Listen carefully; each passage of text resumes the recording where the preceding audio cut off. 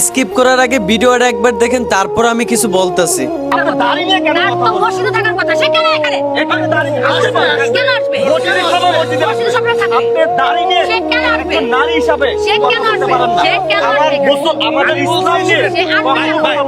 এইখানে একজন দাড়িওয়ালা লোকের সঙ্গে এই মহিলার হয়তোবা একটু কথা কাটাকাটি হয়।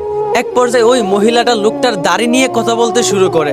তারপর কিছু লোক গিয়া মহিলাটাকে বলতে লাগলো যে আপনি যাই করেন না করেন ওই লোকের দাড়ি নিয়ে আপনি কেন কথা বলবেন? এই দাড়ি হচ্ছে আমাদের রসুলের সুন্নত, আপনি দাড়ি নিয়ে কেন কথা বলবেন?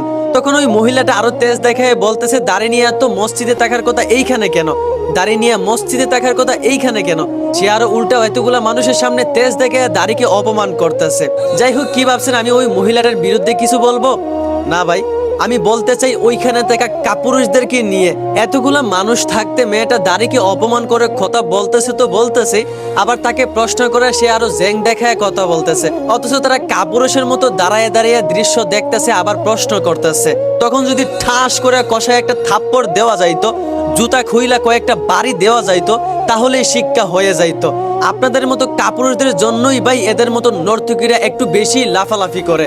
আরে অভদ্র ফালতু মহিলা, দাড়ি নিয়ে আসে মসজিদে থাকবে না, বাজার হাটে থাকবে না, পার্কে থাকবে, এটা তার ব্যক্তিগত ব্যাপার। পার্ক কি তোর বাপের? আসলে এই মহিলারা নিয়ে আর কি বলবো। দুষ্ট আমাদের মতো কিছু পুরুষ নামক কাপুরুষদের, এদের জন্যই এই নর্তকীরা একটু বেশি সাহস পায়, একটু বেশি জ্যাং দেখায়, একটু বেশি লাফালাফি করে। এদেরকে ধরে কয়েকটা থাপ্পড় দিলেই সঙ্গে সঙ্গে একদম ঠিক হয়ে যাইতো। আমাদের রাসূলের সুন্নত দাড়িকে অপমান করে কথা বলছে। আচ্ছা চিন্তা করুন তো, ওই জায়গায় যদি আপনি থাকতেন কি করতেন? অথচ